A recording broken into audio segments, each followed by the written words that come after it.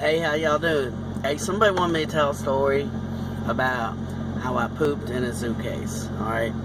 And so here's how it happened.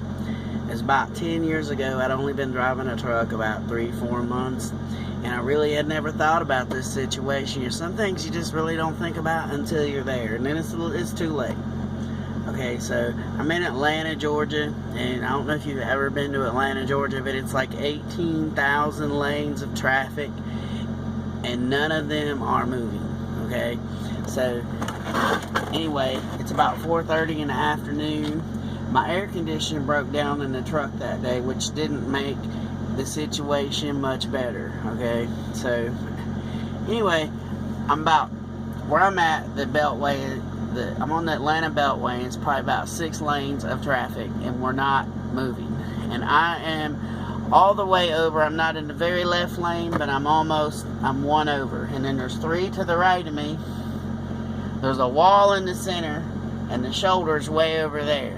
And all of a sudden, I'm sitting here, no air conditioner. My stomach starts hurting, and all of a sudden, man, oh my God, I gotta poop bad. And I'm like, I don't know what I'm gonna do. And I'm just sitting here, I'm like sweating bullets after a little bit, I'm just like, oh my God, because I really don't want to, be sitting on a cow pie in my pants for my truck the rest of the day, you know what I'm saying? Anyway, so I'm just sitting here like, oh my God, what am I gonna do?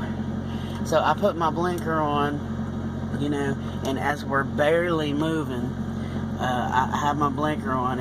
I get over one lane at a time. It takes me like 20 minutes, and by the time I get over there, my stomach's hurt. I mean, I'm just about to die, and I pull over to the side, and I look off to the side, and at the side of the interstate, there's like this 100-foot grass hill straight down to a road, and then across that hill are these big, there's no trees on it. Across, just not very far from the interstate over this way, all I can see is all these glass office buildings, big tall apartment buildings with balconies, and I'm thinking, well, if I just poop over here on the side of the truck on the road here, but the traffic won't see me, but all these people in these apartment buildings will just be like, hey, how you doing, and I don't know, I've got to go bad, so I didn't know what to do, so I closed my curtains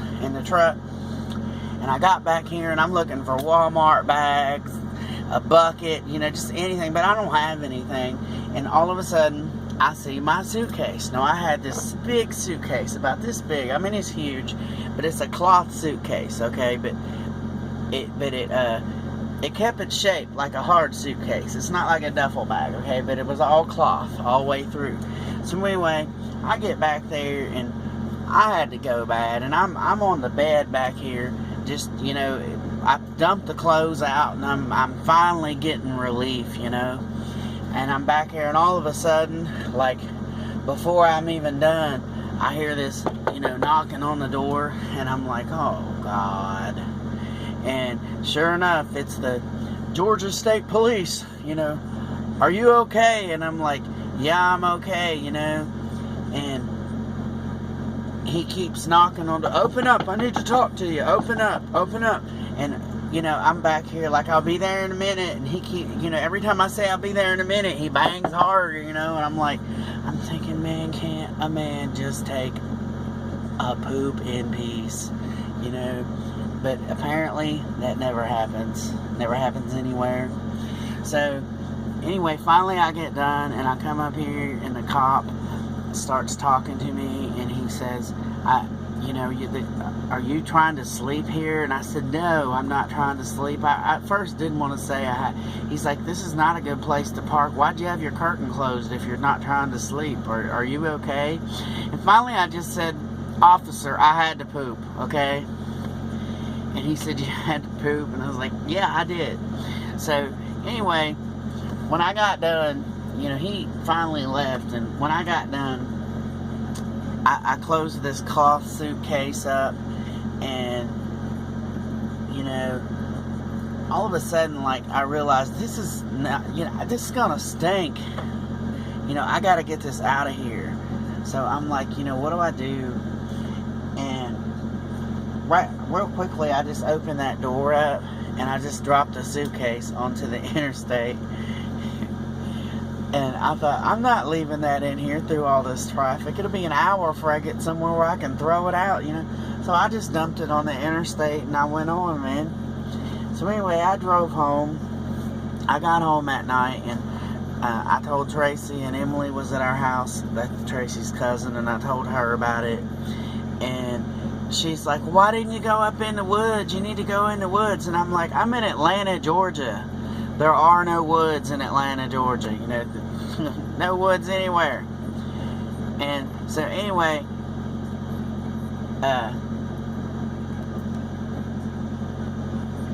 later that night, we went to bed. Well, next morning, Emily calls me like real early in the morning, and she's like, Aaron, you got to turn on the news. And I'm like, why?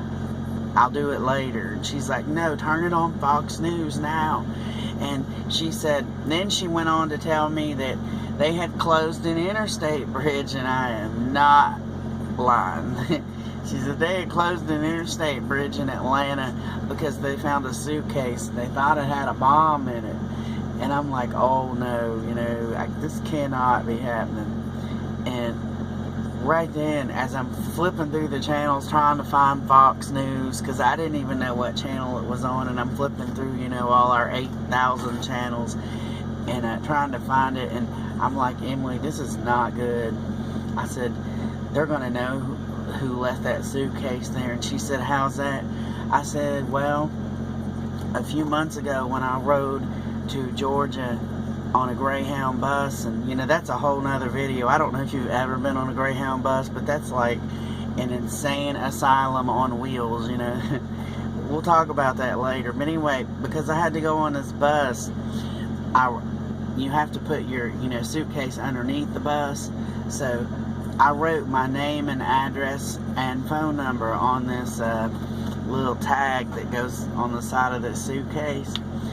And anyway, so I'm sitting there flipping through the channels, and I'm thinking, man, all I had to do was poop, and I'm going to go to jail because they're going to think I tried to bomb the freeway or, like played some kind of sick joke, and I'm going to go to jail and I'm going to be a terrorist, and all I had to do was go to the bathroom, man.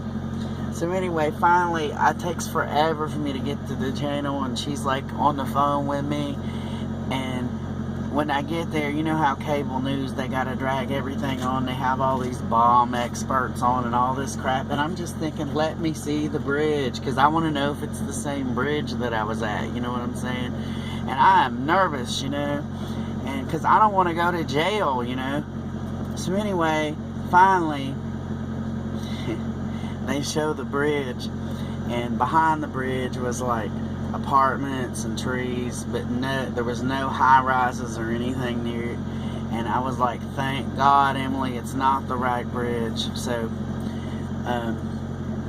it wasn't. Apparently someone else left a suitcase on the side of the road. As soon as Emily told me about the bomb, I said, well, yeah, there is a bomb in it, but not the kind of bomb they're talking about. But anyway, so your moral of the story is, just never put your name on your suitcase, because you never know. But I'm going to get off here and take a walk because it's summertime. Y'all need to get off the internet. It rots your brains. I'll talk to you later. Goodbye.